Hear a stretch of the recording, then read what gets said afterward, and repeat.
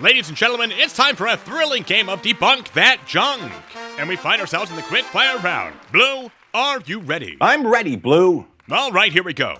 I want you to debunk that junk by telling us how this could be easily reproduced through entirely normal means. That is a vibrating motor in the tall tube, transferring the vibrations to the plate and causing everything else to move like a dancing Nokia phone from the mid-2000s. That's the point. There are batteries in a voltmeter, which is what he's using to confirm the well-known fact that metals conduct electricity. And for an extra point, there's a power source hidden in the tube. Nailed it. This is merely evidence of metal powder next to a metal rod and not the means by which it was produced. Bingo! This is a knife cast in a small block of aluminum using a blowtorch or a small homemade smelter. That's it. Someone is shaping the surface that the object is on off camera. As they say in the Amazon. Yes. This is filmed upside down and the wires being held to the surface by a magnet. This man is too good. A magnet is on the other side of the surface and is dragging the disc around. Correct. That square in the bowl is a ferrous metal that has been glued to the bowl. There is a magnet on the other side of the surface that the bowl is on, which is filmed upside down, and when the magnet is pulled away, the bowl falls. It certainly is. The saw is made up of ferrous metal. This is magnets again. Correctamundo. This is the same thing, but using a cup with dried epoxy to give the appearance of a liquid. A ferrous metal ring is on the bottom of the cup, and the horizontal movement we see before the alleged levitation is the magnet accidentally dragging it sideways. Yes! The wrench is made up of a ferrous metal, and this is magnets again. That's correct. This is an upside-down cup with a ferrous metal glued to the bottom, which contains a very viscous liquid. The cup is held to the surface by a magnet, which is then pulled away. Nailed it. Well, we have no way of determining the actual weight of this sphere, and this effect could be accomplished by manipulating a string or wire attached to either end, which would be invisible due to the terrible quality of the footage. Yes. This is a painted piece of foam under a heat gun. A perfect score! Our quickfire round is ended, and all that's left for you to wager your points on the final question. How many points would you like to wager? All of them. Oh, a bold choice. All right, here it is. Was Josh Hutchison ever able to recreate these effects while any independent observer was present? Write your answer on the board. Is that? It is. That's the right answer. And now your prize. You get to give an explanation of what the Hutchison effect is. The Hutchison effect is something discovered by John Hutchison in the late 1970s. He claims he was playing around with pulsing high-voltage DC power through a spark gap using RF generation equipment and activating electrostatics and Tesla coil machinery when items started flying around the room, levitating and transmuting. That's a hell of a claim, and the equipment might sound impressive, but it's just electromagnetic fields and unshielded electrical current.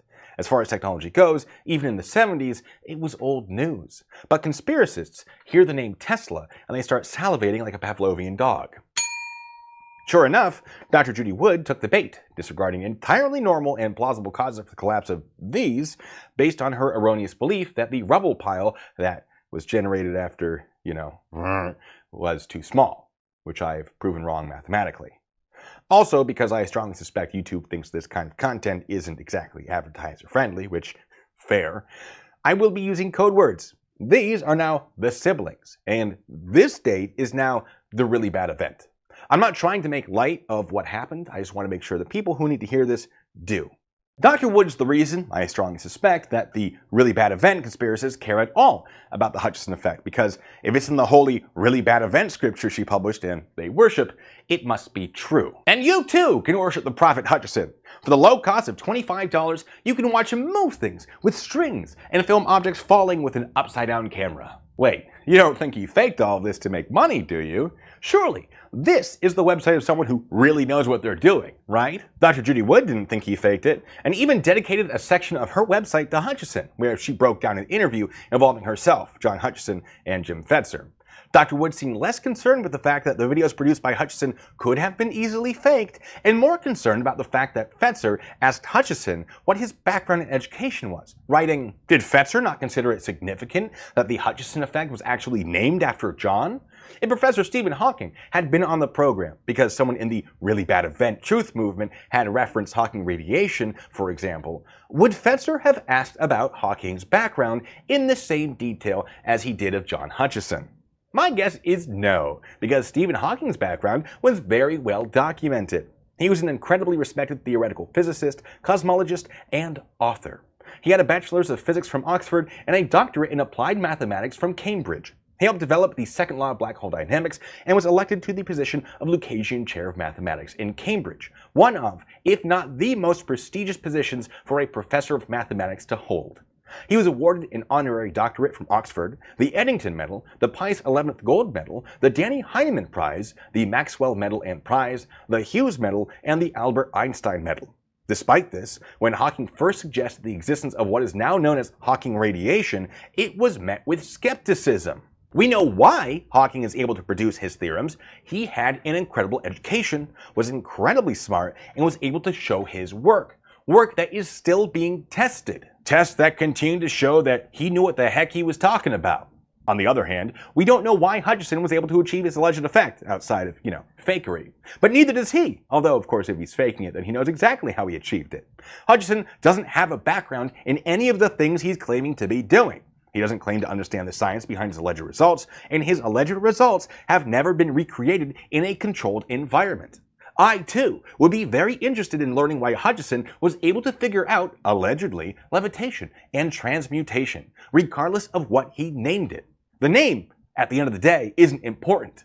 The achievability of the alleged effect is. If I claim to have invented a blue effect, which allowed someone to hypnotize dolphins into pulling a sea chariot by reflecting moonlight from a mirror placed on top of the Great Pyramid of Giza into their blowholes, would the fact that I named this effect after myself make it more credible? No.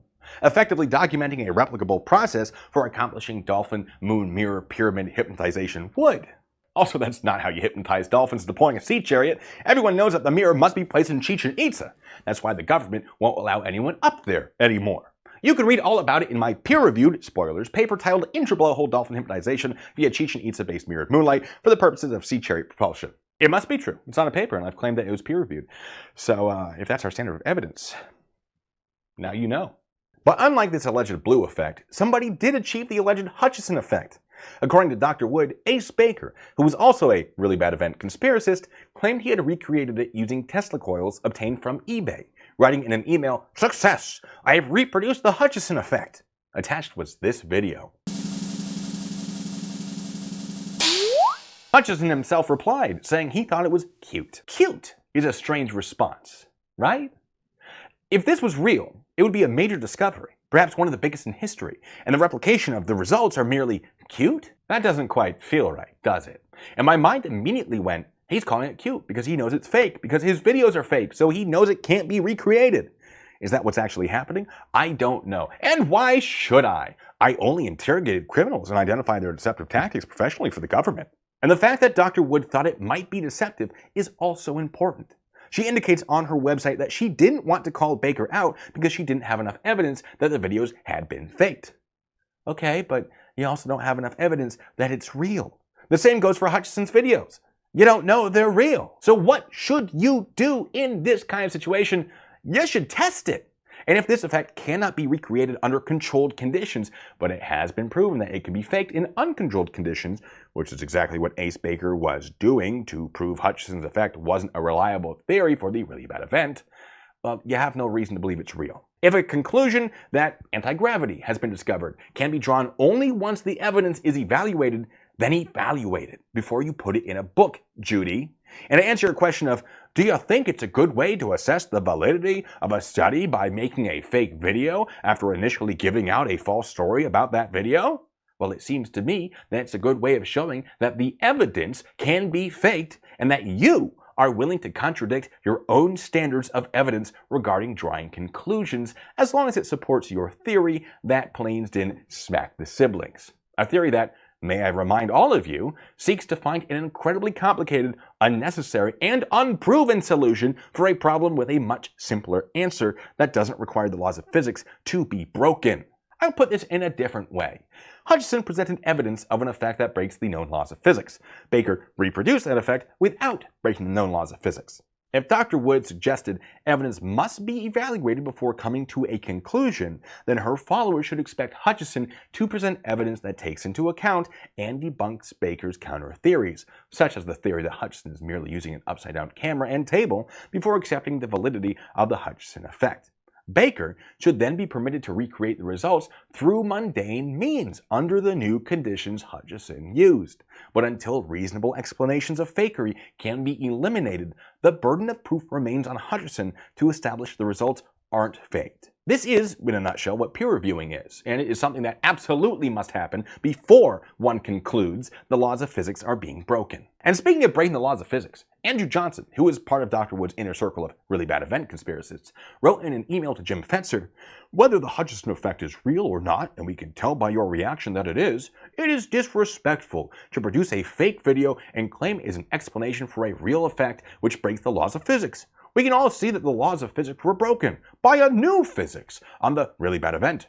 That new physics is known about by the military-industrial complex, and I am not the first to say this." You know what I think is disrespectful?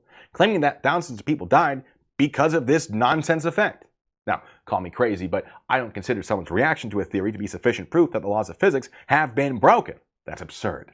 If something can be proven wrong, I personally believe that it generally should be proven wrong. And I don't consider Baker to be the villain here for trying to weed out false information.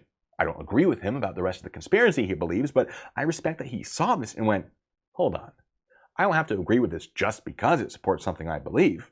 Some of these really bad event conspiracists I've talked to think absurd theories are being presented to distract people from the truth. And then they go, but the Hutchison effect is real.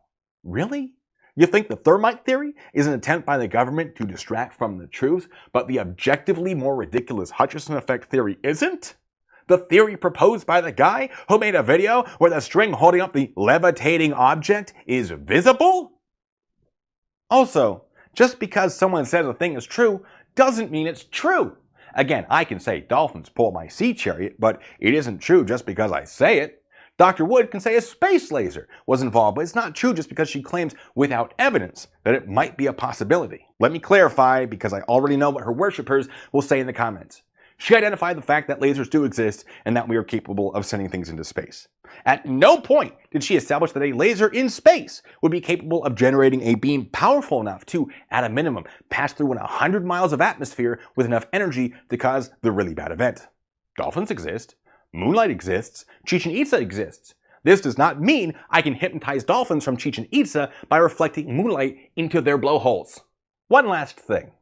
I said there are non-physics breaking explanations for Dr. Wood's alleged Hutchison effect evidence, and I'd like to present those now. First, at the top of this article, we see the note, "This article has been peer-reviewed," for those who need to know this. Putting peer-reviewed in quotes seems entirely accurate because I doubt it was actually peer-reviewed to any legitimate academic standard. The use of "for anyone who needs to know this" is entirely unnecessary. Just say, "This article has been peer-reviewed," full stop. Adding more to it suggests she's frustrated with people who reasonably were asking if it had been peer-reviewed, perhaps because it hadn't been legitimately peer-reviewed, and she was maybe tired of defending this alleged fact, and this had, in theory, upset her.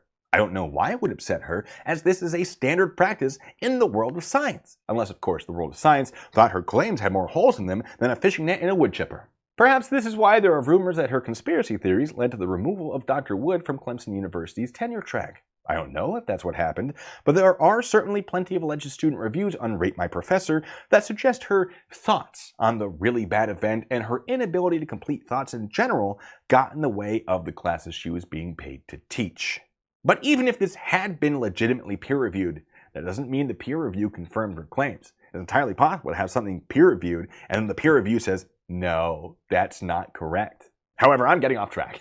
Let's go back to the evidence from the location of the really bad event. Look! A bent steel beam! Could this have been the Hutchison effect, or perhaps this is a normal thing to see when a building collapses? Oh my! More mangled metal! Could this have been the Hutchison effect, or, again, a building collapsing? Oh no! Flipped cars? Did they levitate and fall, or were they perhaps struck by debris, falling down a pile of more debris, knocking them over? Goodness gracious, that truck has been on fire. Do we think it was the Hutchison effect, or was it perhaps struck by burning debris? Huh, this one's a real puzzler, folks. Well, why didn't all the cars catch on fire? I don't know. Maybe it's because this was a building hit by a plane and not the first snow of the winter from a Bone comic. The burning debris fell in certain places, and it didn't fall in other places. And if you think this tone is disrespectful, perhaps consider I don't believe you deserve more respect than that if you think the Hutchison effect was responsible for this. Let me know the silliest thing you've ever heard a conspiracist say about this. I'll pin my favorite answer. Until the next time, ladies and gentlemen, be good, stay safe.